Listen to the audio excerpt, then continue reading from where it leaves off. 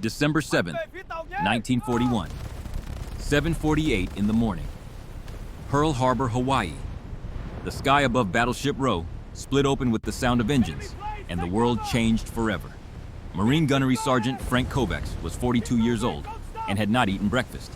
He was walking toward the mess hall across a strip of packed dirt, still cool from the night air when the first bomb struck Ford Island. The explosion lifted him off his feet. Not far. Just enough to remind a 20-year veteran that the ground beneath him was no longer safe. Kovacs did not run for cover. While younger Marines scattered like startled birds diving behind walls and under vehicles, Kovacs turned and sprinted in the opposite direction. Toward the armory, his boots pounded concrete and then gravel and then concrete again, and in his mind a single thought repeated with the clarity of a rifle report: get to the weapons. He was the son of a Polish steelworker from Pittsburgh's Hill District. His father, Stanislaw Kovacs, had spent 31 years pouring molten metal at the Jones and Laughlin Mill on the south bank of the Monongahela River. The elder Kovacs taught his son two things before dying of lung disease at the age of 54. First, that precision is not a luxury. It is how a working man stays alive. Second, that when everything around you is burning, you do not stand still. You move toward the thing that gives you a chance. Frank Kovacs moved toward the armory. The Springfield M1903 felt like an old friend in his hands. He chambered a round with a motion so practiced that his fingers completed it before his conscious mind gave the order. The leather sling wrapped tight against his forearm. The Lyman 5A scope mounted above the bolt caught the morning light, its brass fittings reflecting the orange glow that was already spreading across the harbor as fuel oil ignited on the surface of the water. 5 power magnification, a 3/4-inch objective lens. This was the scope the Marine Corps had been issuing since the First World War. Kovacs had qualified expert marksmen with this exact setup more times than he could count, placing rounds inside the 10 ring at 600 yards on the known distance ranges at Quantico. Controlled conditions, measured distances. Paper targets that did not shoot back. Pearl Harbor offered none of those things. Through the drifting smoke and the sickening orange glow of burning ships, Kovacs spotted his target. A Japanese pilot in a Nakajima B-5N torpedo bomber was making a low strafing run across the harbor. The aircraft's machine guns hammered in short, precise bursts, each one sending geysers of oily water skyward, where American sailors struggled for their lives. The wounded and the dying dotted the surface like broken dolls, their white uniforms stark against the black petroleum that coated everything it touched. Kovacs dropped to a prone position behind a concrete barrier. His elbows found purchase on the rough surface. His breathing slowed. 20 years of training took over, overriding the chaos. Overriding the noise, overriding the smoke that burned his eyes, and the smell of fuel that coated the back of his throat. The pilot banked in a lazy turn, lining up for another pass at the helpless men in the water. Kovacs estimated the distance. 800 yards. Maybe 850. Under normal circumstances, with known distance targets and match-grade ammunition, such a shot would be challenging but achievable for a Marine of his caliber. He had made shots like this before. On ranges, in competitions, in the quiet, controlled environments where American marksmanship was the finest in the world. But through the Lyman scope's 5-power magnification, the aircraft was nothing more than a dark silhouette against the smoke-filled sky. The pilot himself was invisible, just a theoretical presence inside a machine that moved with deadly purpose through Kovacs' limited field of view. The reticle designed for stationary paper targets on well-maintained ranges seemed hopelessly inadequate for tracking a moving aircraft whose speed and direction changed with every passing second. Lead the target. Account for distance. Compensate for the crosswind carrying the acrid smell of burning ships across the harbor. Kovacs found the trigger's familiar resistance. That precise point where one more ounce of pressure would send the 150-grain bullet downrange at 2,800 feet per second. The rifle bucked against his shoulder. Through the scope, he watched his bullet disappear into the chaos. A clean miss. The round passed harmlessly behind the aircraft, swallowed by the smoke and the noise and the destruction that had consumed the morning. The pilot continued his deadly work. His machine gun stitched lines of white foam across the oil-slicked water where American sailors fought and drowned and burned. Kovacs chambered another round, but the aircraft was already banking away, climbing toward the safety of altitude where American small arms could not follow. In 30 seconds of controlled breathing and careful aim, this 20-year Marine had learned a lesson that would cost the Corps dearly in the months ahead. Their equipment was not equal to the distances at which modern combat was being fought. The scope that was adequate for peacetime ranges was a death sentence in real war. And somewhere in the smoke above Pearl Harbor, a Japanese pilot flew home untouched, never knowing that a Marine on the ground had tried and failed to reach him with the best optics the United States military could provide. 3 months later, the war had transformed from a Sunday morning ambush into a grinding campaign that stretched across thousands of miles of ocean. At Marine Corps headquarters in Washington, casualty reports arrived daily from places with names that would become synonymous with suffering. Wake Island, Bataan, Guadalcanal. The reports told the same story over and over. Young Marines trained in the finest marksmanship traditions in the world were being outshot. Not because they lacked skill, not because they lacked courage, because the enemy could see farther than they could. On Guadalcanal, a Japanese sniper picked off 3 squad leaders in a single morning from a tree line 700 yards away. Marines returned fire. Their rounds fell short or scattered wide the Lyman scopes, unable to resolve individual targets at that distance. The Japanese sniper repositioned 50 yards to the left and resumed killing. This pattern repeated across the Pacific with the mechanical regularity of a stopwatch counting down American lives. The question that haunted every officer who read these reports was simple and devastating. If American marksmanship training was the best in the world, why were Americans losing the sniping war? The answer was not skill. The answer was glass. Captain George O. Van Orden understood the problem with the clarity that came from personal experience on both sides of the firing line. He was not a desk officer who read reports and issued opinions from the safety of a Washington office. Van Orden was a shooter, a champion marksman who had won trophies at Camp Perry that lined the walls of his office like evidence in a court case. He had grown up among Marines, the son of a Marine colonel, born at the barracks in Pensacola, Florida, and raised in the culture of precision that the Corps valued above almost everything else. With Chief Marine Gunner Calvin Lloyd Van Orden, had been studying the sniper problem since before Pearl Harbor. The two men shared a conviction that bordered on obsession. American rifles were excellent. American training was excellent, but American optics were failing the men who depended on them. Their report, Equipment for the American Sniper, laid out the specifications with the precision of an engineering blueprint. What the Marines needed was a scope of approximately 8-power magnification, an objective lens of about 1¼ inches, a medium-fine crosshair reticle, double micrometer quarter-minute click mounts for repeatable adjustments. In all of American manufacturing, only one optical company met these specifications. And it was not a military contractor. It was a one-man shop on Liberty Avenue in Pittsburgh, Pennsylvania, run by a German immigrant who had never built a single piece of equipment for any branch of the United States Armed Forces. The shop on Liberty Avenue looked like nothing from the outside. A modest storefront wedged between a hardware store and a delicatessen in a neighborhood where immigrant craftsmen had been perfecting their trades for generations. The sign above the door read simply, J. Unertl Optical Company. Inside, John Unertl Sr. lived in a world measured in thousandths of an inch. He had come to America from Germany in the 1920s carrying with him the skills of a master optician, and if certain accounts are to be believed, the memories of a sniper who had looked through inadequate scopes on the Bulgarian front during the First World War, and sworn that if he survived, he would build something better. Whether or not the sniper story was true, the man's skill was beyond question. After working for J.W. Fecker, Pittsburgh's premier optical company, Unertl left in 1928 to start his own business. For 14 years before Pearl Harbor, he built a quiet reputation among the competitive shooting community.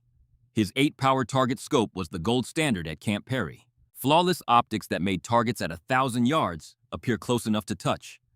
Brass dials that clicked in precise quarter-minute increments. A sliding mount system that absorbed recoil by allowing the scope tube to travel forward under the rifle's kick, a design so elegant in its simplicity that it seemed obvious only after someone had thought of it. The scope was never meant for war. It was built for weekend competitions, where gentlemen in pressed shirts fired from padded benches at paper targets that held perfectly still. When Van Orden and Calvin Lloyd arrived at the shop in early 1942, they carried with them a collection of Lyman 5A scopes pulled from Marine inventory. Unertl examined them the way a surgeon might examine a butter knife being used for an operation. The disgust on his face required no translation despite his thick German accent. 5-power magnification, barely adequate for 400 yards. The scopes that the Marine Corps had been trusting with the lives of its young men were in Unertel's professional assessment obsolete by at least a decade. He slid his own creation across the workbench. Van Orden lifted the scope and brought it to his eye. Through the eyepiece, the world transformed. Objects 1,000 yards away snapped into focus with a clarity that was almost disorienting. Individual leaves on distant trees, the grain of wooden fence posts, the buttons on a coat hanging on a line in someone's backyard, 800 yards down the street. Van Orden lowered the scope and looked at Calvin Lloyd. Lloyd looked back. Neither man needed to speak. They both understood what they were holding. This was not merely an improvement over existing equipment. This was a fundamental change in what was possible. But the question that hung in the air between them was the one that would define the next 3 years of American sniper development. Could a fragile civilian target scope designed for weekend competitions and hand-built by a single craftsman in a Pittsburgh workshop survive the worst battlefield conditions on Earth? The answer would cost lives before it was fully understood. The testing at Camp Lejeune began in the summer of 1942, and the results were unlike anything the Marine Corps had ever documented for a sniper system. Marine armorers mounted the Unertel 8x scope on M1903A1 National Match Springfields and began firing at measured distances that increased in 100-yard increments. At 400 yards, the groups were so tight they could be covered with a silver dollar. At 600 yards, using match-grade ammunition, the rifles produced consistent 3.5-inch groups. Sub-minute of angle precision from a bolt-action rifle that had been designed for competition shooting, now carrying an optic that turned distant targets into portraits. Even with standard ball ammunition, the kind that would actually be available in combat, the groups held under 8 inches at 600 yards. This was better than what most military sniper systems could achieve with their best ammunition at half the distance. Van Orden compiled the data with the methodical satisfaction of a man watching his hypothesis become proven fact. Calvin Lloyd photographed every target. The evidence was overwhelming. But Master Sergeant Virgil Tate watched the testing with the narrowed eyes of a man who had been in the Marine Corps long enough to know that range performance and combat performance were separated by a distance wider than any bullet could travel. Tate was from Alabama. 20 years of Marine service had ground away any romanticism he might have once possessed about new equipment. He had seen fancy mechanisms fail in mud, in salt water, in sand, in the hands of frightened 19-year-old Marines who could barely remember to oil their rifles, let alone maintain a precision optical system with micrometer dials and a sliding mount that had more moving parts than a pocket watch. That contraption will last about 15 minutes in the jungle, Tate said to no one in particular, watching a young Marine carefully wipe moisture from the scope's objective lens after a morning rain shower. 15 minutes. Then it becomes a very expensive paperweight. Nobody argued with him. Nobody could. Because when the humidity rose during a particularly important accuracy trial, the scope's precision controls began to bind. Within hours of sustained exposure to coastal North Carolina weather, the delicate brass knobs required careful cleaning and lubrication before they would function properly again. The scope was magnificent, and it was fragile. And in war, those two qualities existed in a tension that could not be resolved by engineering alone. In Pittsburgh, John Unertel Sr. received detailed reports of every failure. He did not make excuses. He did not defend his design with the pride of a craftsman who believed his work was above criticism. Instead, he began working 16-hour days modifying the scope to address each documented problem, grinding lenses by hand, machining components to tolerances that most factories could not achieve with their best equipment. His wife brought him coffee at midnight and found him hunched over the precision lathe, the workshop filled with the high-pitched whine of cutting steel. His thick accent carried the weight of something deeper than professional pride as he explained his latest refinements. The Marines, they need these to work perfectly. Young men like our John are depending on this equipment. Their son, John Unertel Jr., was somewhere in the Pacific, training with the Marines. The father did not know exactly where. He only knew that the scopes he was hand-building in this small Pittsburgh shop might be the difference between his son coming home alive or not coming home at all. This was no longer about craftsmanship. This was about blood. The rejection letter arrived with the bureaucratic efficiency that characterized military correspondence during wartime. Colonel Raymond Driscoll of the Marine Ordnance Board signed the decision in bold ink. The Winchester Model 70 proposal was denied. Any new sniper system would be based on the proven M1903 A1 Springfield platform, But Driscoll's assessment went further. His memo referenced every humidity failure documented at Camp Lejeune, every seized adjustment knob, every fogged lens. The evaluation concluded with language that carried the weight of institutional authority. Too fragile for sustained combat use, requires excessive maintenance under field conditions. And then the line that would echo through the corridors of Marine headquarters for the next 3 years. We do not change horses midstream. Van Orden read the letter twice. His jaw tightened, but he was not a man who accepted defeat when lives were at stake. Working through channels pressing every advantage, Van Orden and Lloyd secured partial authorization. The unearthed scope would go forward, but only on the M1903A1 Springfield. Only with extensive maintenance protocols. Only with protective Micarta cases. And only with Driscoll's objections permanently recorded in the official file, ensuring that if the scopes failed in combat, the paper trail would show exactly who had warned against them and who had pushed forward anyway. The modifications began at the Philadelphia Quartermaster Depot. Front scope mount screwed to the barrel. Rear mount screwed to the receiver ring. Handguard milled to accommodate the scope base. The polished bolts of the National Match rifles, beautiful in their competition finish, were carefully blued to eliminate the reflective surfaces that could betray a sniper's position to an enemy observer. By late 1942, the first unearthed scopes were delivered. Each one hand-built in a Pittsburgh workshop by a German immigrant and a small team of craftsmen. Each one packed in wooden cases with detailed maintenance instructions and specialized cleaning equipment. Corporal Wayne Jessup received his assignment to the 4th Marine Division at Camp Pendleton, California in early 1943. He was 23 years old from a hollow in eastern Kentucky, where his grandfather had taught him to shoot squirrels with the bolt-action .22 before he was old enough to carry the rifle without dragging the stock on the ground. Jessup understood patience. He understood windage. He understood the instinctive geometry of leading a moving target through timber, so thick that a shot opportunity lasted less than 2 seconds.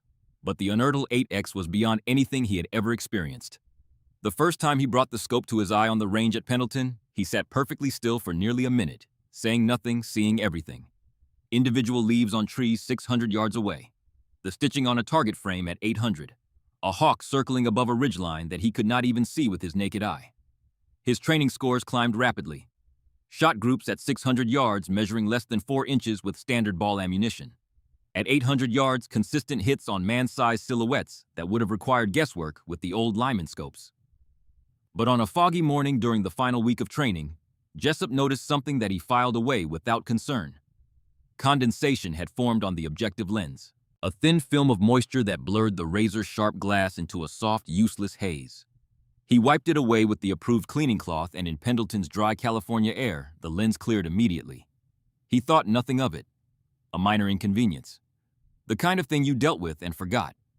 He would remember that moment on Saipan 6 months later when the same condensation would not wipe away. When the humid tropical air would coat the glass faster than any cloth could clear it. When a Japanese sniper would be waiting in a cave 400 yards away, and the scope that was supposed to save Wayne Jessup's life would go blind at the exact moment he needed it most. But that was still in the future. For now, the promise of the unearthed scope was extraordinary. The rifle felt right in his hands. The optics turned distant targets into portraits. The brass dials clicked with the satisfying precision of a Swiss watch. Jessup wrote home to Kentucky before shipping out. The letter was brief, the way letters from young Marines always are when they do not want their mothers to worry. Mom, this new scope is something else. I can see things I never thought possible. Whatever happens over there, at least I will be able to see it coming. He could not have known how bitterly ironic those words would become.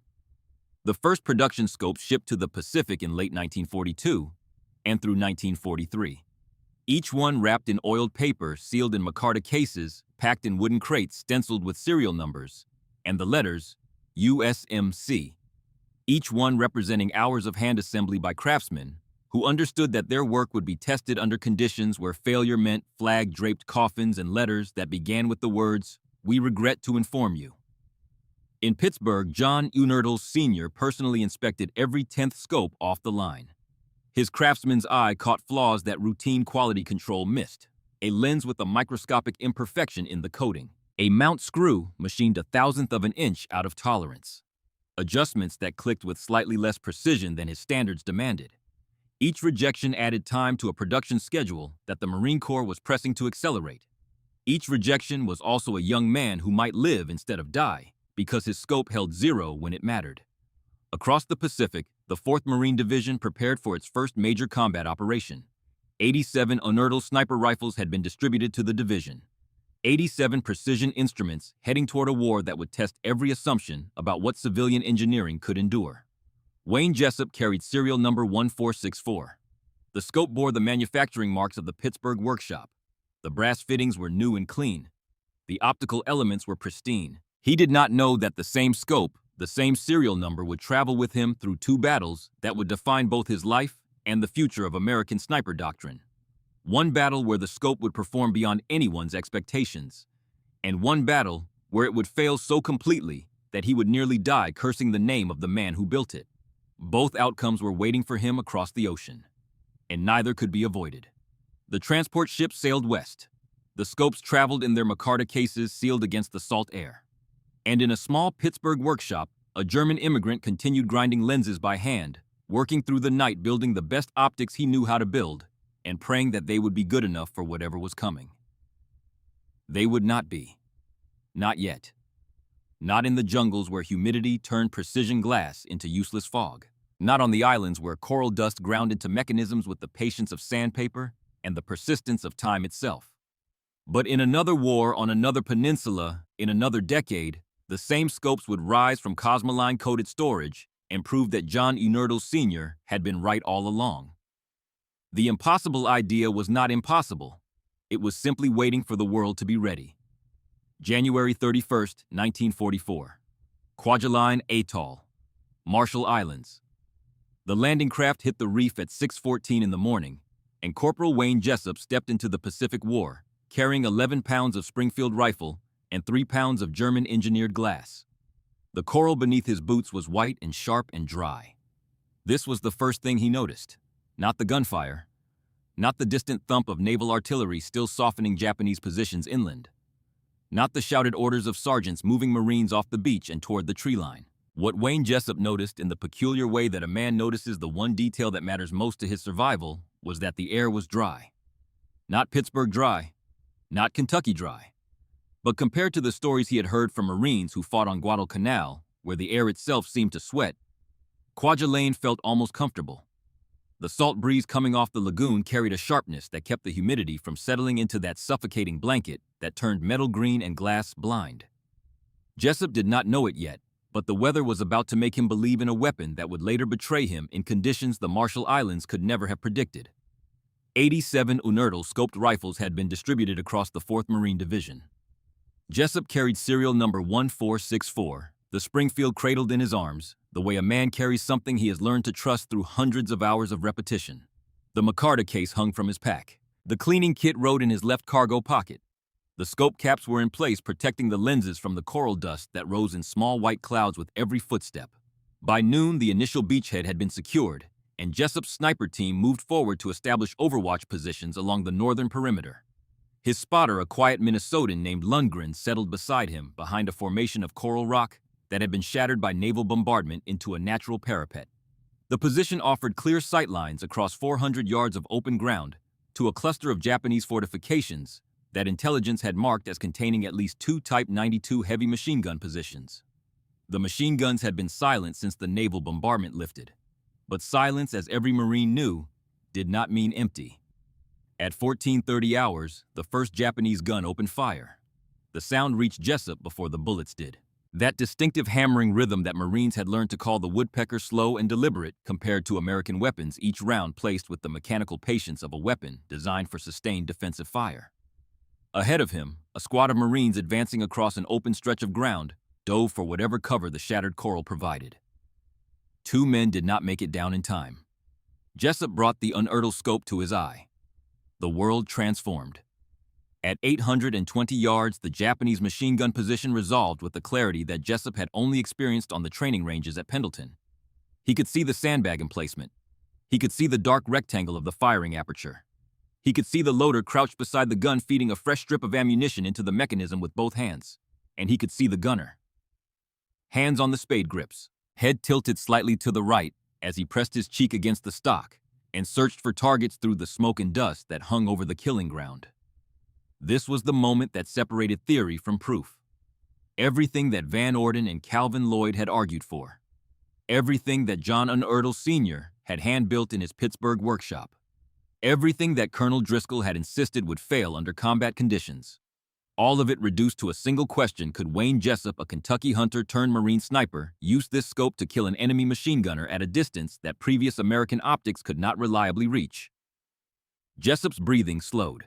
His heart rate dropped. The crosshair settled on the gunner's upper torso, and in the 2 seconds between heartbeats, Jessup made the calculations that separated a marksman from a rifleman.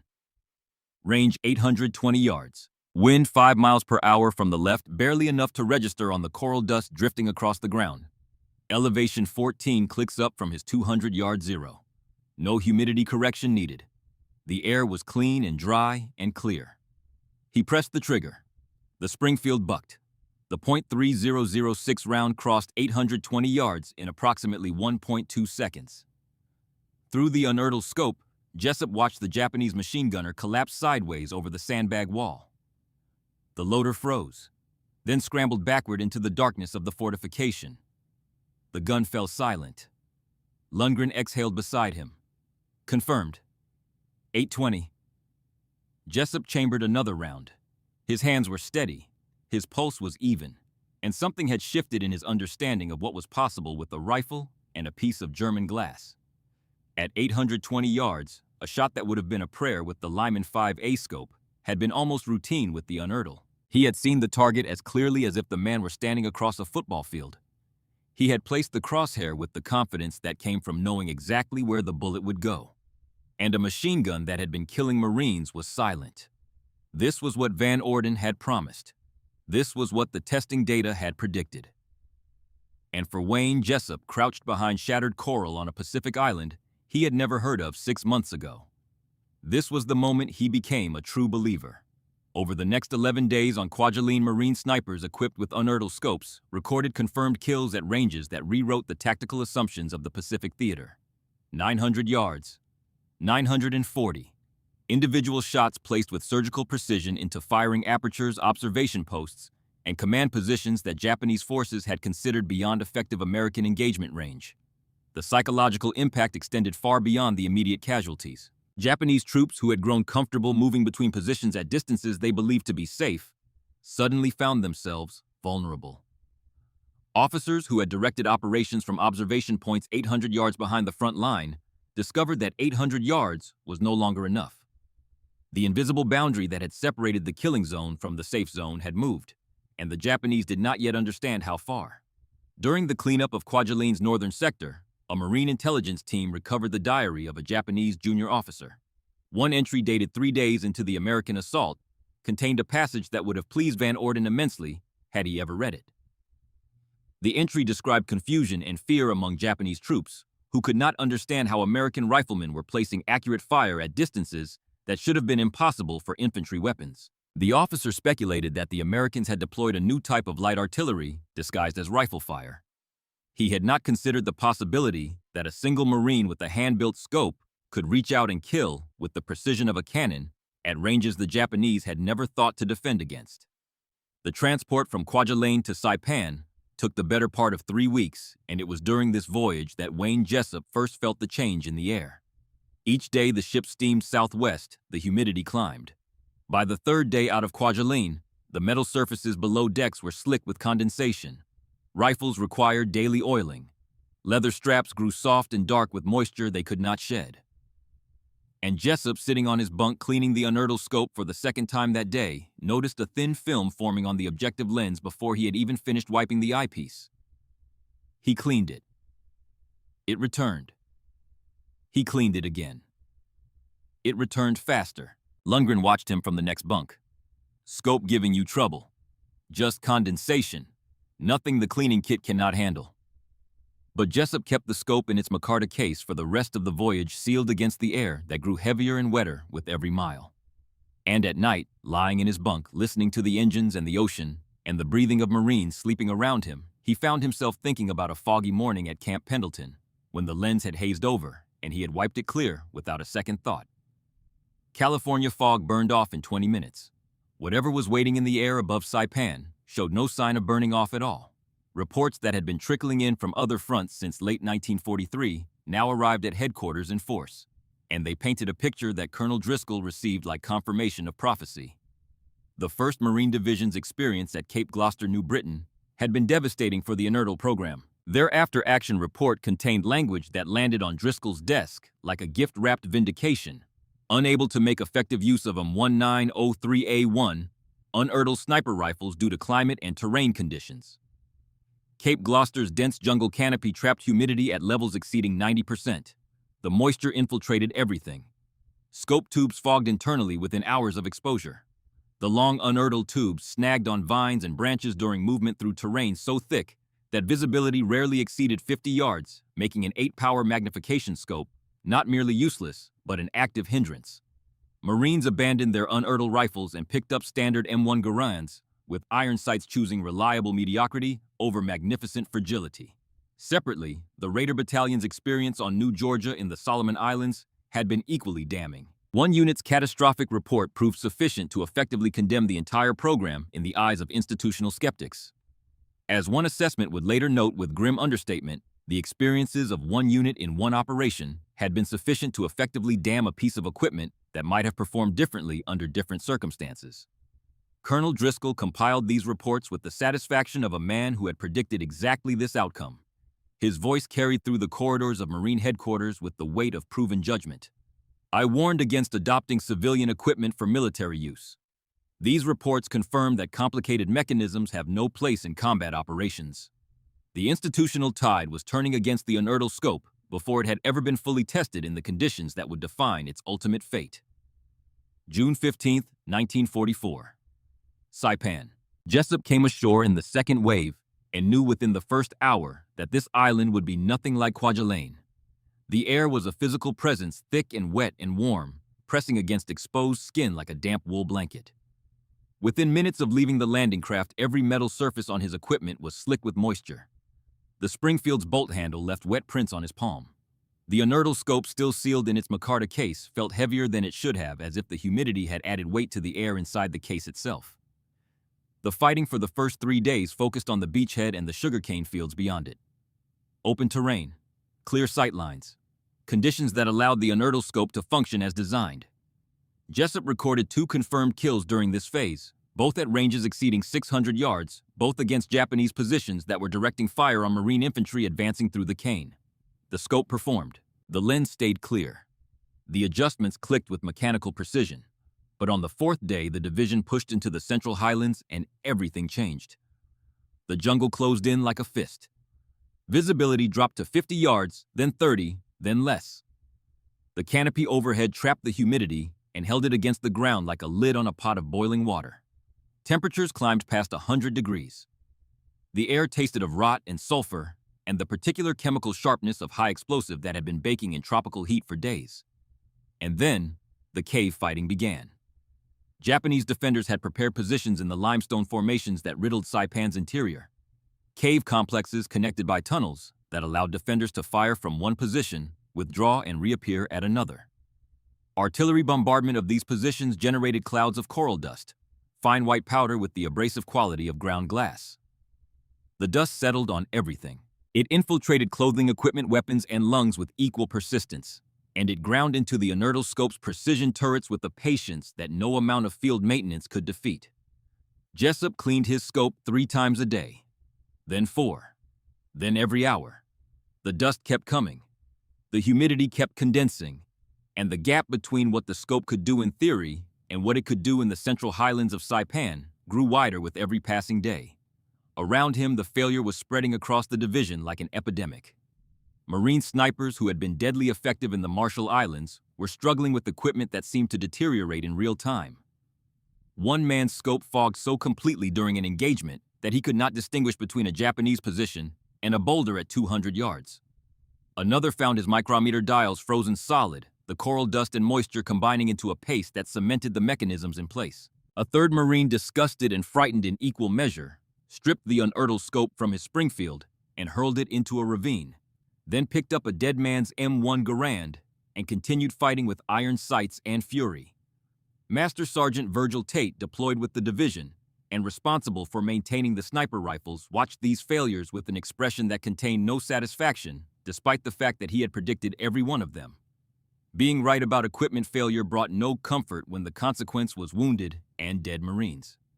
"I told them at Lejeune," Tate said to his assistant kneeling over a disassembled inertal scope whose internal elements were clouded with moisture that no amount of wiping would remove. "I told them this thing would not survive 15 minutes in conditions like these. Nobody listened. They never listened to the men who actually have to make the equipment work."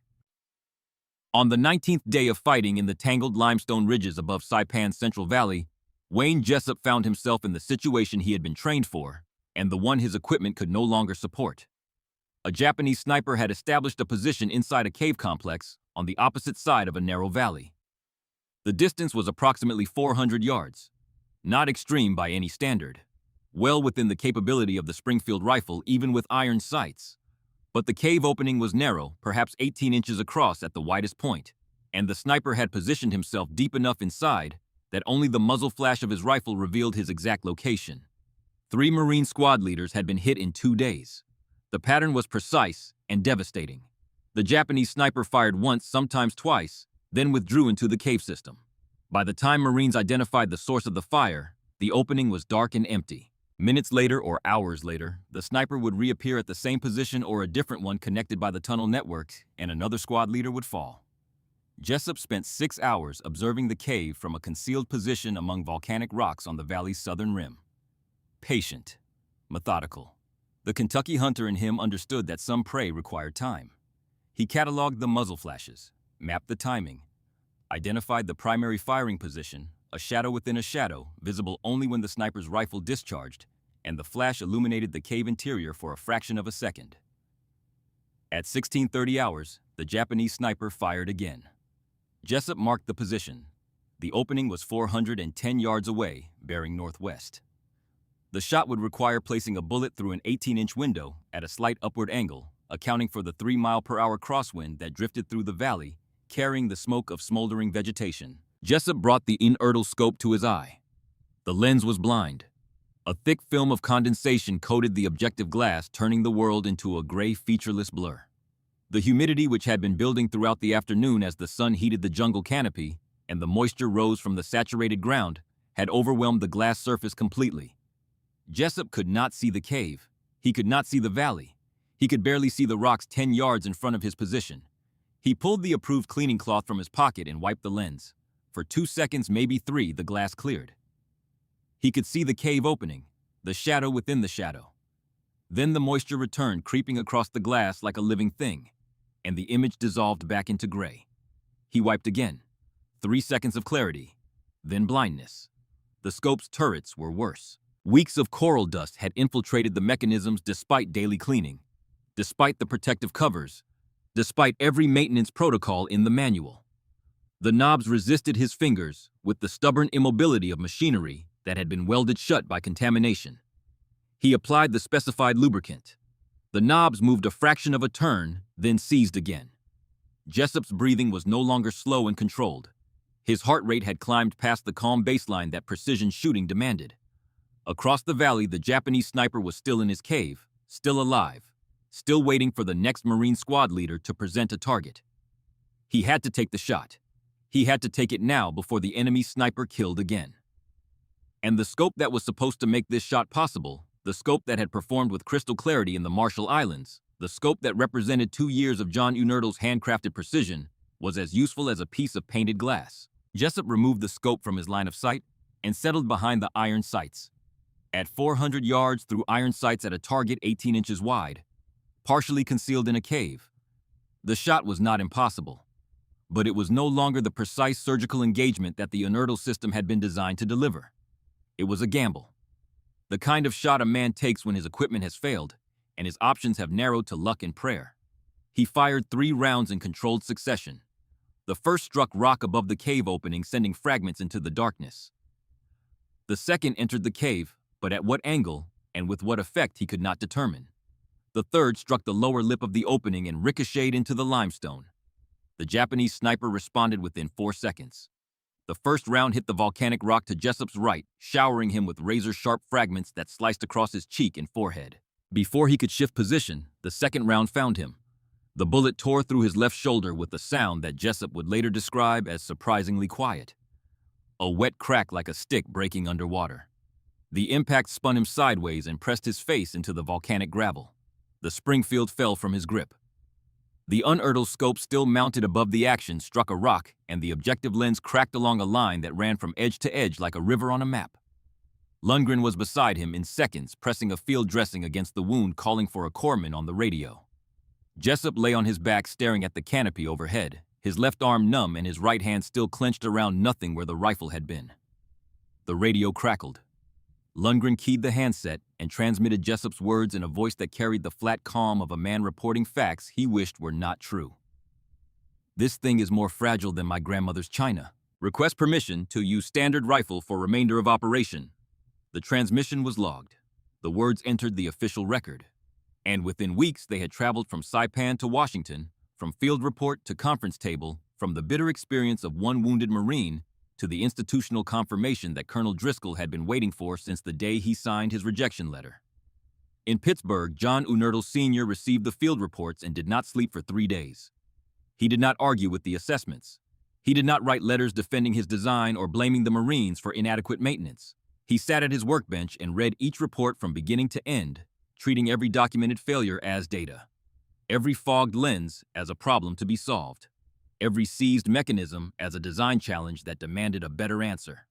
Working 18-hour days, he developed new sealing techniques for the scope tubes, thicker internal coatings to resist moisture infiltration, redesigned adjustment mechanisms with larger, more robust components that could function even when contaminated with coral dust and salt spray.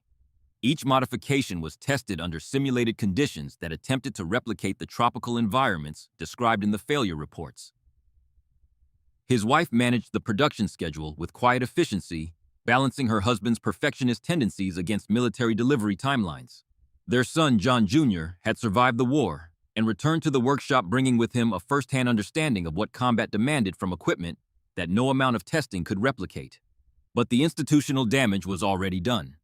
Colonel Driscoll's comprehensive assessment recommended complete phase-out of the unertl system in favor of simpler, more robust alternatives. The recommendation was accepted. Orders circulated through Marine units across the Pacific. The scope that could see 1,000 yards was being replaced by scopes that could see 400, because 400 yards of reliable vision was worth more than 1,000 yards of vision that might go dark at the moment it was needed most. On Okinawa in the spring of 1945, a Marine named Dale Purcell proved that the scope's failure was not inevitable, it was environmental. Purcell was a sergeant with the 3rd Marine Division, 26 years old, from a logging family in the Cascade Range of Oregon. He had grown up in country where rain fell for months without stopping, and where a man learned to keep his tools dry or lose his livelihood. His father had taught him to wrap saw blades in oiled canvas. His grandfather had taught him to keep rifle action sealed with beeswax during the wet season.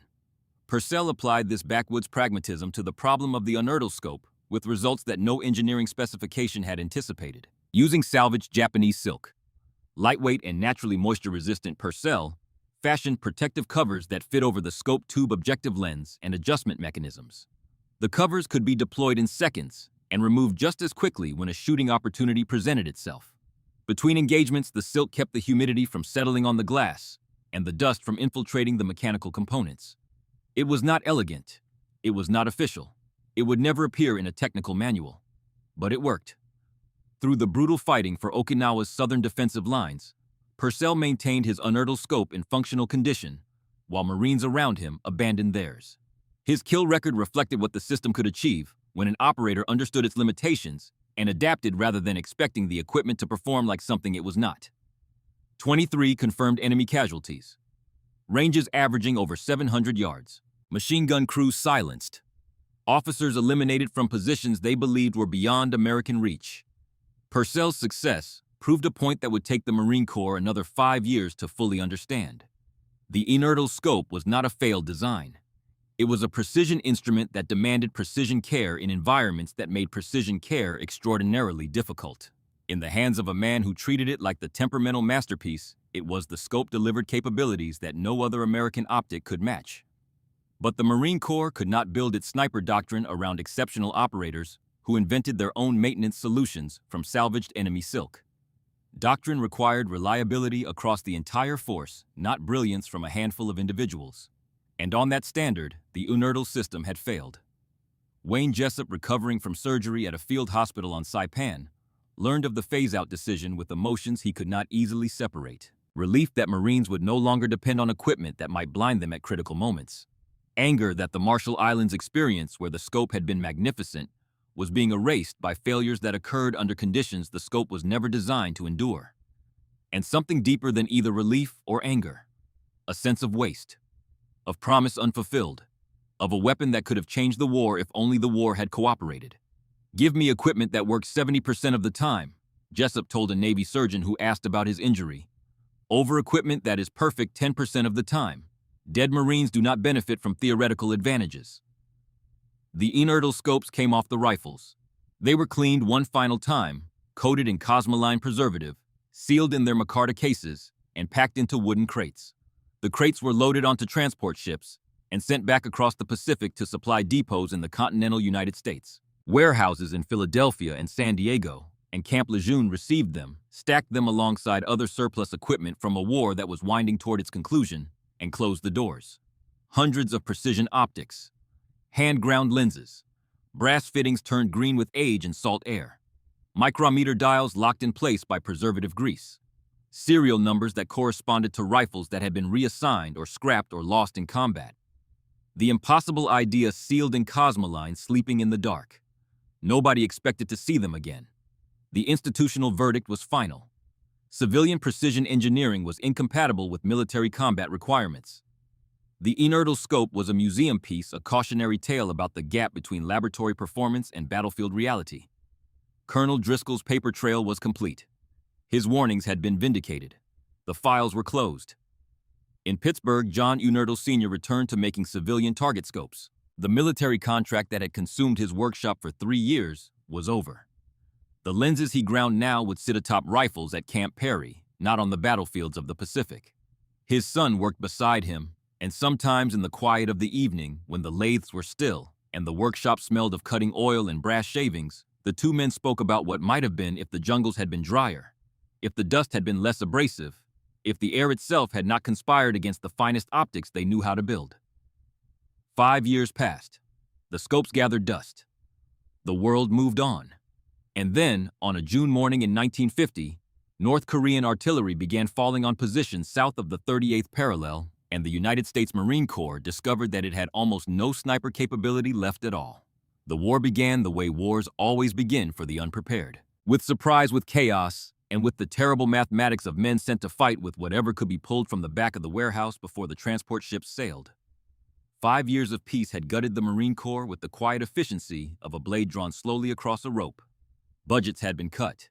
Units disbanded. Equipment sold as surplus or left to rot in depots where the roofs leaked and the inventory lists grew yellow with age. The sniper program, once a source of tactical advantage that had been measured in enemy dead at 800 yards, had been reduced to a handful of instructors teaching marksmanship theory to classes that grew smaller with each fiscal year. When North Korean artillery began falling south of the parallel, the Marine Corps discovered what every military discovers when peace ends without warning. The skills that take years to build can be dismantled in months by men who have never heard a shot fired in anger and who believe that the next war will be fought with machines rather than marksmen. The 1st Provisional Marine Brigade received orders for Korea in July 1950. The quartermasters responsible for equipping the brigade faced a problem that would have been comical if the consequences had not been measured in lives. The Marines needed sniper rifles. The Marines had almost no sniper rifles. What the Marines had stacked in rows in supply depots from Philadelphia to San Diego were wooden crates that had not been opened since 1945. Inside those crates, wrapped in cosmoline and silence, the Unertl scopes waited. A supply sergeant at the Camp Pendleton depot broke open the first crate on a Tuesday morning in late July. The cosmoline had done its job.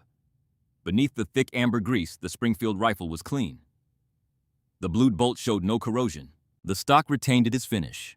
And the Unertl scope, sealed in its micarta case with the brass fittings, turned the pale green of aged copper-held lenses that were as sharp as the day John Unertl Sr. had ground them by hand in his Pittsburgh workshop.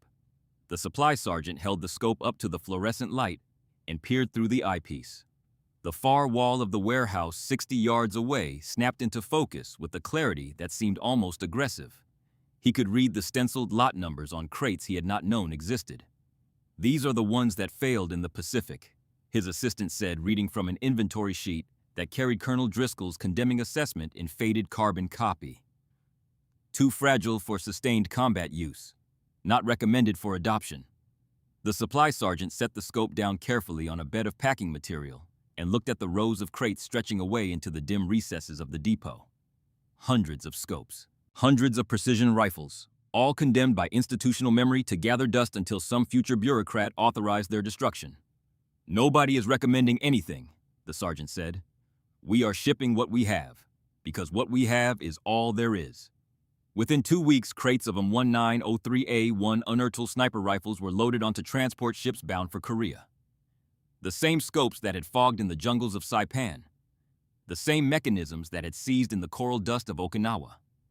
The same fragile, magnificent, impossible optics that the Marine Corps had officially declared unfit for combat were heading back to war because the alternative was sending Marines into a shooting conflict with no precision capability at all.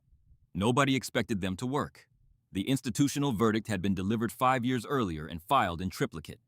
The scopes were a stopgap measure, a temporary solution until something better could be procured through proper channels at a pace that military bureaucracy considered appropriate. What nobody had considered, because nobody had been asked to consider it, was that Korea was not the Pacific.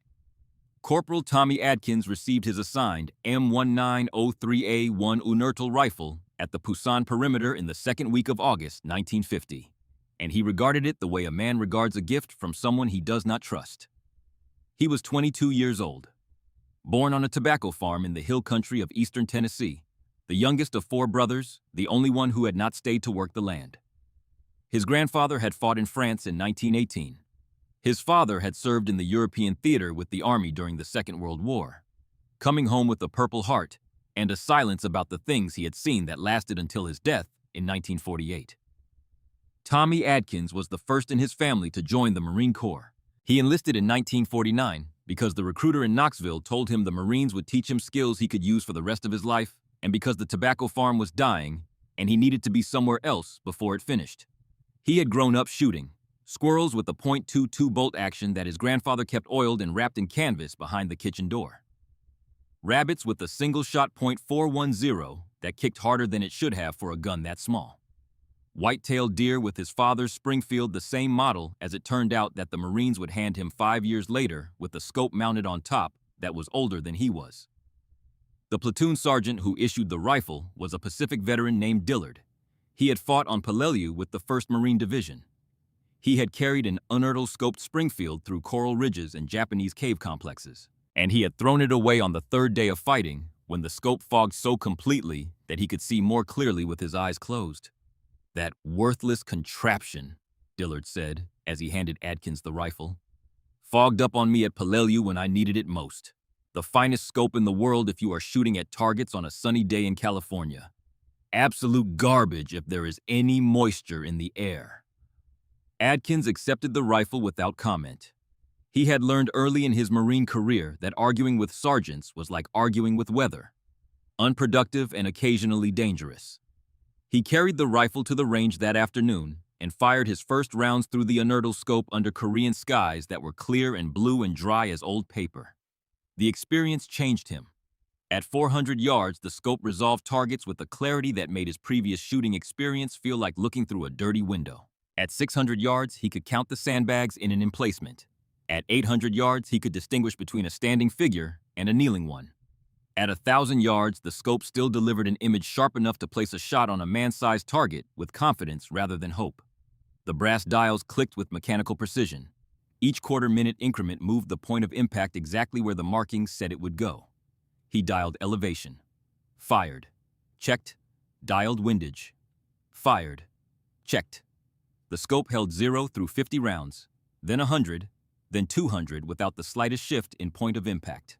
On the Pusan range in the dry Korean air, the unertl scope performed exactly as John Unertl Sr. had designed it to perform. Not as it had performed in the nightmare humidity of the Pacific. Not as the field reports had documented. Not as Colonel Driscoll's assessments had predicted. But as it had performed on the workbench in Pittsburgh, under the craftsman's eye, in the conditions for which it had been engineered. Adkins stayed on the range until the ammunition allocation was exhausted. By the time he walked back to his unit's position, the skepticism he had carried since receiving the rifle had been replaced by something that felt dangerous: trust. Sergeant Dillard watched him return. "How did it shoot?" "Like nothing I have ever used." Dillard said nothing, but his expression suggested that he had heard those words before from Marines who had not yet learned what Pacific humidity could do to German glass. Atkins's first confirmed kill came on September 3, 1950, during defensive operations along the perimeter's northern sector. A North Korean sniper had established a position on Hill 207, a rocky prominence that overlooked a critical section of the Marine defensive line.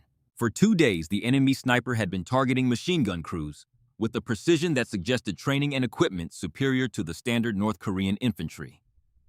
3 crews had been hit, 2 gunners killed. Adkins was assigned to eliminate the threat. He moved into position before dawn, finding a natural depression among boulders on a ridge that offered a direct line of sight to Hill 207. His spotter, a corporal from Michigan named Pelkey, settled beside him with binoculars and a notebook for recording wind conditions. The distance to the suspected enemy position measured 940 yards. They waited. The sun climbed. The air remained dry and clear, the kind of mountain air that seemed to sharpen distances rather than blur them. At 0842, a muzzle flash appeared among the rocks on the hill's eastern face. Adkins marked the position. At 0917, a second flash. Same location. A gap between 2 boulders, perhaps 20 inches wide. Adkins dialed the elevation. The micrometer controls turned with smooth, precise resistance. He dialed 4 clicks of windage for the light crosswind. The crosshair settled on the gap. He fired. The round struck 2 inches to the right of the opening. A near miss. Stone dust. Adkins adjusted. 2 clicks left. Breathed. Fired again. The second round entered the gap. Over the next 40 minutes, no return fire came from Hill 207. Pelkey recorded the engagement in his notebook. Confirmed. 940. 2 rounds. Adkins lowered the rifle and sat very still.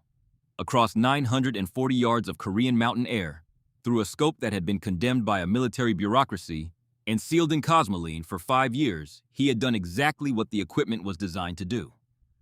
The scope was not fragile. It had never been fragile. It had been in the wrong war. Word spread through Marine units along the Korean front with the speed of information that matters to men whose lives depend on knowing what works and what does not. The unearthly scopes work. Not the unearthly scopes work sometimes. Not the unearthly scopes work under certain conditions. The unearthly scopes work in Korea, in the dry mountain air, at distances that had been theoretical maximums in training manuals and were now confirmed kills in after-action reports. Adkins's record climbed through the autumn fighting. 12 confirmed enemy casualties by November, all at ranges exceeding 700 yards. His success rate approached 90% first-round hits when atmospheric conditions permitted the scope to perform at its design capability, which in Korea meant nearly every day that it did not rain. The engagements followed patterns that would have been impossible with previous standard equipment. A North Korean officer directing an assault from an observation point he believed was safely beyond American rifle range at 850 yards. A machine gun team repositioning across an exposed ridgeline at 780 yards, moving between positions with the confidence of men who had calculated the distance to the nearest American rifle and added a comfortable margin of safety. In each case, the unearthly scope erased that margin. The officer fell. The machine gun team never reached their destination, and the mathematics of the battlefield shifted in ways that the enemy could feel, but not yet explain. When Chinese forces crossed the Yalu River in late October 1950, they brought a human wave doctrine built on the assumption that numerical superiority could overwhelm American firepower at close range. What they had not accounted for was that close range had been redefined by a handful of Marines carrying rifles topped with scopes that could reach out and kill at distances the Chinese had never experienced from infantry weapons. A captured Chinese platoon leader, interrogated through an interpreter at a field processing station in December 1950, stated that his men had been told the Americans possessed magic rifles that could kill at distances beyond what any soldier should have to fear. When asked to describe these weapons, the platoon leader said that his troops believed the Americans had deployed a new type of precision artillery that could target individual soldiers. The words traveled from the interrogation report to Marine intelligence to the desks of officers who remembered almost identical language from a Japanese diary recovered on Kwajalein 6 years earlier. Different enemy, different war, same conclusion. The inability to comprehend that one man with one rifle and one scope could dominate 1,000 yards of battlefield. The shot that would define the inertial scope's vindication came in the frozen ruins north of Seoul on a morning in February 1951, when the temperature had not climbed above 0 degrees Fahrenheit, and the air was so dry and still that sound carried for miles across the shattered landscape. A Chinese sniper had established a position in a bombed-out factory building, overlooking the approach routes that Marine forward observer teams used to coordinate artillery fire against Chinese strongpoints along the Han River. 3 observers had been hit in 48 hours. Without forward observation, Marine artillery was firing blind, and without artillery, the infantry advance through the rubble fields south of the river had stalled. Adkins received the assignment at 0400 and moved into position before first light, threading through the ruins of a residential district that had been reduced to chest-high walls and piles of frozen brick. Pelkey followed, carrying the spotting scope and the range estimation equipment that would be critical for what both men already suspected would be an extreme distance engagement. The factory building was visible from their position. A 3-story structure missing most of its roof, and one exterior wall, the remaining walls pockmarked with shell holes that could conceal a dozen firing positions. Through the inertial scope, Adkins studied each opening systematically. The cold had no effect on the optics. The brass fittings contracted slightly in the extreme temperature, but the mechanisms functioned with the same precision they had delivered in the August heat of Busan. At 0712, a muzzle flash appeared in a second-floor window on the factory's western face. Pelkey marked the position. Adkins centered the scope on the window and waited. At 0741, a second flash. Same window. The Chinese sniper was operating from a fixed position, confident that the distance to the nearest American lines provided sufficient protection. Pelkey measured the range using a combination of map study and mil-dot estimation confirmed against known reference points. The number he reported to Adkins was 1,200 yards. 1,200 yards. Nearly 3/4 of a mile. At the outer edge of the point, 3006 cartridges effective ballistic envelope. A distance where bullet drop exceeded 30 feet and flight time approached 2 seconds. Where a crosswind of 5 miles per hour would push the bullet more than 3 feet off its intended path. Where the difference between a hit and a miss was measured in calculations so precise that a single error in any variable meant the round would strike empty air or concrete instead of flesh. Adkins dialed the elevation. 42 clicks up from his 200-yard zero. Each click a quarter minute of angle. Each quarter minute approximately 3 inches at 1,200 yards. The knobs turned smoothly. No hesitation, no binding. The micrometer mechanisms that had seized in Pacific coral dust functioned with the mechanical perfection of instruments maintained in clean, dry air. He dialed 8 clicks of windage for the crosswind that Pelkey had estimated from the drift of smoke rising from fires in the rubble field between their position and the factory. The crosshair settled on the second-floor window. Through 8-power magnification at 1,200 yards, the window appeared as a dark rectangle approximately the size of a playing card held at arm's length. Adkins could not see the Chinese sniper inside. He could see only the opening from which the muzzle flashes had originated. The shot would be placed into that opening and trusted to find whatever waited inside. His breathing slowed to the cadence that the Marine Corps had trained into his body until it became as natural as sleep. The pause between heartbeats expanded. The trigger's resistance built with the gradual inevitability of a wave approaching shore. The rifle fired. The .3006 round left the muzzle at 2,800 feet per second and began its long arc across 1,200 yards of frozen Korean air. Gravity pulled it downward. The crosswind pushed it left. The bullet slowed as air resistance bled away velocity with each yard of flight.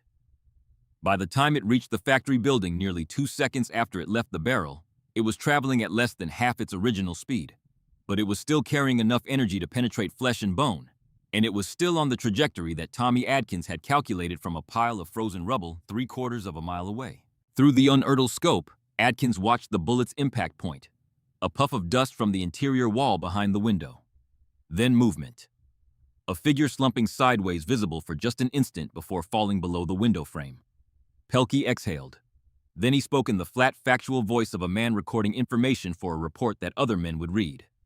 Impact observed. Target down. 1,200 yards. Adkins lowered the rifle. His hands were numb from the cold. His face was raw from the wind that had been cutting across the rubble field since before dawn. But the scope was clear. The lens was perfect. The adjustment mechanisms were locked precisely where he had set them, holding the zero that John Unertl Sr. had designed them to hold, through whatever conditions the world could produce, as long as those conditions did not include the one variable that the Pacific had proven fatal: humidity. 1,200 yards. A shot approaching the theoretical limits of what the .30-06 cartridge could deliver against an individual target. Confirmed by triangulation measurements that would be documented in the after-action report and preserved in the records of the Marine Corps for decades. The Chinese sniper in the factory building had believed himself safe at that distance. He had calculated the range to the American lines and added a margin that accounted for every infantry weapon he had ever encountered. He had not accounted for a scope hand-built by a German immigrant in a Pittsburgh workshop. He had not accounted for brass dials that clicked in quarter-minute increments with the precision of a watchmaker's tools. He had not accounted for the possibility that a 22-year-old tobacco farmer from Tennessee could reach across 3/4 of a mile of frozen air and place a bullet through a window he could barely see with his naked eye. The impossible idea. Proven possible. At 1,200 yards, the reports from Korea reached Washington in a steady stream throughout 1951 and 1952, and they told a story that contradicted 5 years of institutional certainty about the Unertl scope's unsuitability for combat. Confirmed kills at 900 yards, at 1,000, at 1,100, and now at 1,200, a distance that approached the theoretical limits of what the cartridge itself could achieve. Success rates exceeding 80% first-round hits under conditions that permitted the scope to perform as designed. Equipment reliability that matched or exceeded every alternative in the Marine inventory. The data was undeniable. The same scope that had fogged and seized and failed across the Pacific was performing with mechanical perfection in Korea's dry mountain air. The same adjustment mechanisms that could not survive 90% humidity functioned flawlessly at 30%. The same lenses that condensed tropical moisture faster than any cleaning cloth could remove it remained pristine through temperature extremes that ranged from summer heat to winter cold approaching 30 degrees below zero. Colonel Van Orden, approaching retirement, received the Korean reports at his office with an expression that his aide described years later as the quietest form of satisfaction he had ever witnessed. Van Orden did not celebrate. He did not write memos claiming vindication. He did not seek out the men who had opposed him to remind them of their errors. He read the reports, set them on his desk, and looked across the room at the trophies and certificates that lined his walls. Then he picked up the phone and called Calvin Lloyd. The conversation was brief. Two old marksmen discussing data that confirmed what they had known since 1942. The scope was never the problem. The environment was the problem. And now the environment had changed. Van Orden retired from the Marine Corps with the rank of Brigadier General. He settled in Quantico, Virginia, and opened a gun store called Evaluators Limited in Triangle, just outside the base. The store specialized in selling firearms and equipment that met Van Orden's exacting personal standards to military and law enforcement personnel. He remained convinced until his death on May 13, 1967, that the Winchester Model 70 with Unertl scope was the finest sniper system available to American forces. History would prove him right. At Quantico, Wayne Jessup stood before a classroom of young Marines and taught them things that no technical manual contained. He was 34 years old now. Sergeant Jessup, sniper instructor. His left shoulder still ached in cold weather from the wound on Saipan, a reminder that lived in his body of the day the scope went blind and the Japanese sniper did not miss. The scar had faded from angry red to pale white, but it pulled when he raised his arm above his head, and on rainy mornings it throbbed with a dull persistence that no amount of aspirin could fully quiet. He taught his students about windage and elevation, about range estimation and trigger control, about the patience required to wait for a shot that might not come for hours. But he also taught them something that the Korean War had finally proven, and that his own experience had paid for in blood. The equipment is only as good as your understanding of it, he told them. Know what it can do, know what it cannot do, and know the difference between a limitation and a failure. This scope has limitations. Every scope does. But it is not a failure. It never was. When John Unertl Jr. visited Quantico to gather feedback from Korean War veterans, Jessup was among the Marines who met with him. The younger Unertl had assumed increasing control of the family business as his father's health declined. He carried notebooks filled with questions about field performance maintenance challenges and design improvements that could address the environmental vulnerabilities documented across 2 wars. Jessup studied the younger man's face and saw traces of the father he had never met. The same careful eyes, the same hands that seemed designed for precision work, the same quiet intensity of a craftsman who understood that his products would be tested under conditions where failure was measured in human lives rather than rejected targets. "Your father's scope saved my life more times than it failed me," Jessup said.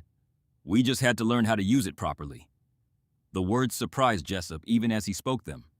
He had carried bitterness about the Saipan failure for years. The cracked lens, the fogged glass, the bullet through his shoulder that he had always blamed in some private corner of his mind on the man who built a scope that could not survive the weather. But Korea had changed the calculation. The same design in the right conditions had proven itself the deadliest precision instrument in the American arsenal. The failure had not been in the engineering. It had been in the assumption that one design could conquer every environment on Earth. John Unertl Sr. did not live to see his scope's full vindication. He died in the early 1950s working in the same Pittsburgh workshop where he had ground lenses by hand and argued with military bureaucrats and stayed up past midnight building optics that he believed would save American lives. His son took the company forward. Under John Jr.'s guidance, Unertl Optical developed the 10-time scope that would become legendary in a war that was still a decade away. In the early 1960s, the Marine Corps began sending snipers to Vietnam. The rifles they carried were Winchester Model 70s. The scopes mounted on top were Unertl optics. The combination was exactly what Captain Van Orden and Calvin Lloyd had recommended in their 1942 paper, Equipment for the American Sniper. 20 years, 2 wars, thousands of casualties, an institutional rejection, and a warehouse full of Cosmoline-coated crates. And the answer had been the same all along. A Marine named Carlos Hathcock carried a Winchester Model 70 with an Unertl scope through the jungles of Vietnam from 1966 to 1967. He operated in conditions nearly identical to those that had destroyed the Unertl system in the Pacific. Tropical humidity, dense vegetation, temperatures that turned metal slick with moisture and glass blind with condensation. But Hathcock and the Marines of his generation had learned the lessons that Saipan had taught at such terrible cost. They maintained their scopes with a discipline that bordered on obsession. They adapted their techniques to the equipment's characteristics rather than expecting the equipment to adapt to theirs. And they achieved results that entered the history of American warfare as legend. 93 confirmed kills, engagements at ranges that redefined what was possible in jungle combat, and one shot that became the most famous single trigger pull in the story of American sniping. Hathcock engaging an enemy sniper who was hunting him through the Vietnamese jungle placed a round through the enemy's own rifle scope at approximately 500 yards. The bullet traveled through the glass through the tube and into the man behind it. The only way that shot was possible was if the enemy sniper had been aiming directly at Hathcock at the exact moment Hathcock fired. 2 men, 2 scopes, 1 bullet. And the scope that made the shot was descended directly from the optics that John Unertl Sr. had built in a small Pittsburgh workshop for weekend target shooters who wanted to see 1,000 yards with perfect clarity. The Unertl Optical Company operated until 2008. 3 generations of John Unertls. 80 years of hand-built precision. Their scopes served in every major American conflict from World War II through Iraq and Afghanistan. The 10x MST-100, designed by John Jr., became the standard optic on the U.S. MCM-40A1 and M40A3 sniper rifles, the weapons that defined Marine Scout sniper capability for decades.